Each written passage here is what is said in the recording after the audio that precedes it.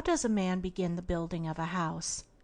He first secures a plan of the proposed edifice, and then proceeds to build according to the plan, scrupulously following it in every detail, beginning with the foundation.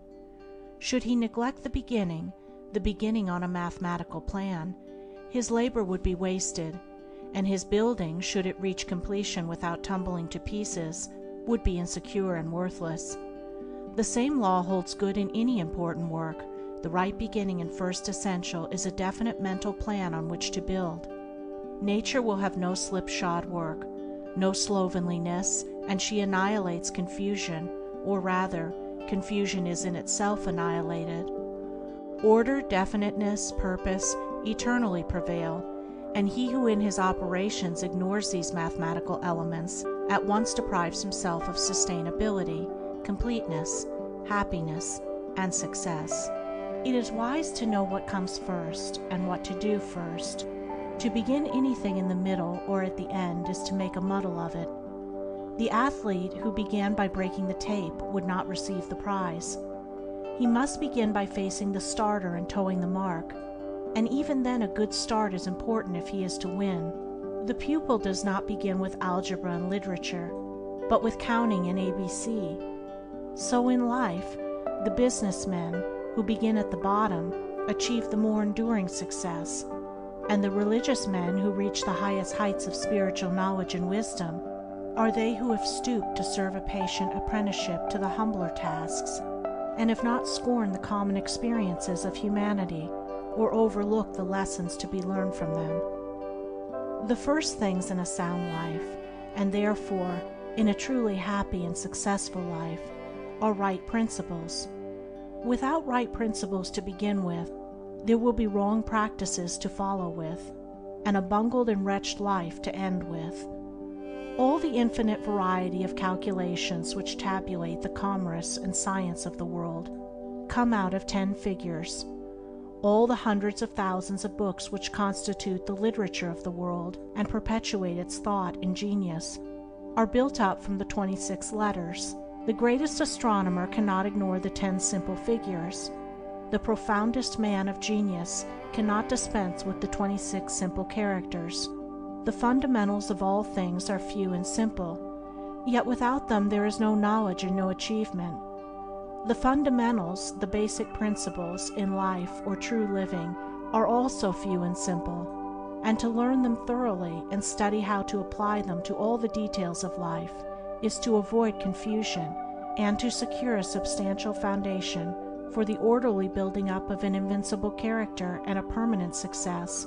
And to succeed in comprehending those principles in their innumerable ramifications in the labyrinth of conduct is to become a master of life. The first principles in life are principles of conduct. To name them is easy. As mere words they are on all men's lips, but as fixed sources of action, admitting of no compromise, few have learned them. In this short talk I will deal with 5 only of these principles. These 5 are amongst the simplest of the root principles of life, but they are also those that come nearest to the everyday life, for they touch the artisan, the businessman, the householder, the citizen at every point.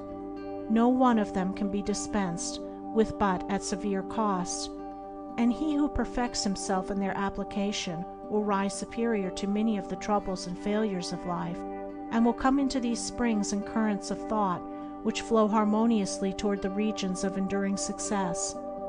The first of these principles is duty.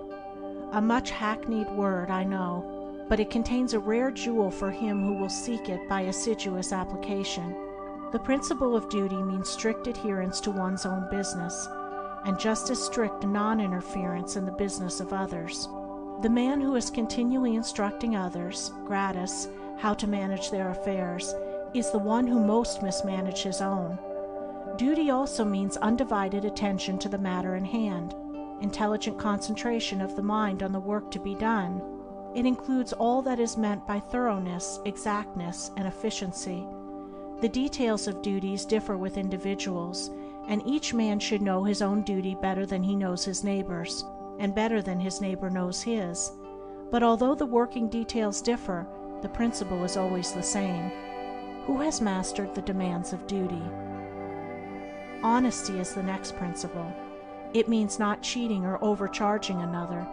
It involves the absence of all trickery, lying, and deception by word, look, or gesture.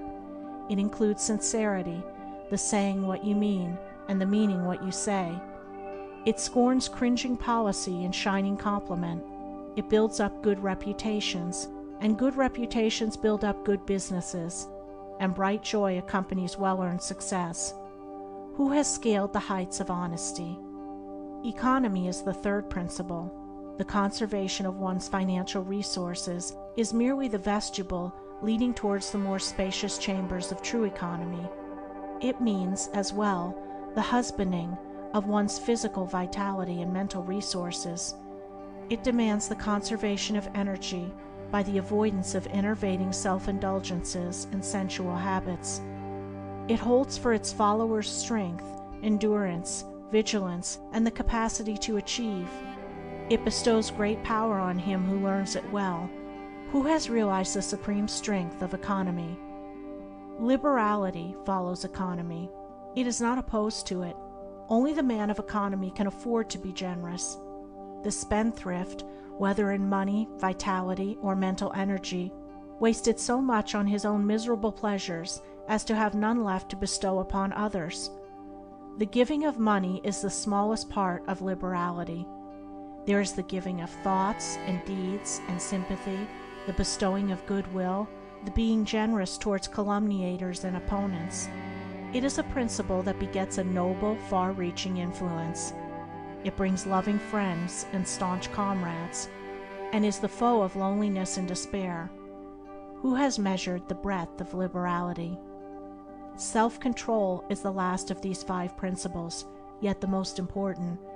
Its neglect is the cause of vast misery, innumerable failures, and tens of thousands of financial, physical, and mental wrecks. Show me the businessman who loses his temper with a customer over some trivial matter, and I will show you a man who, by that condition of mind, is doomed to failure. If all men practiced even the initial stages of self-control, anger, with its consuming and destroying fire, would be unknown. The lessons of patience, purity, gentleness, kindness, and steadfastness, which are contained in the principle of self-control, are slowly learned by men, yet until they are truly learned, a man's character and success are uncertain and insecure. Where is the man who has perfected himself in self-control? Where he may be, he is a master indeed. The 5 principles are 5 practices, 5 avenues to achievement, and 5 sources of knowledge. It is an old saying and a good rule that practice makes perfect, and he who would make his own wisdom, which is inherent in those principles, must not merely have them on his lips, they must be established in his heart. To know them and receive what they alone can bring, he must do them, and give them out in his actions.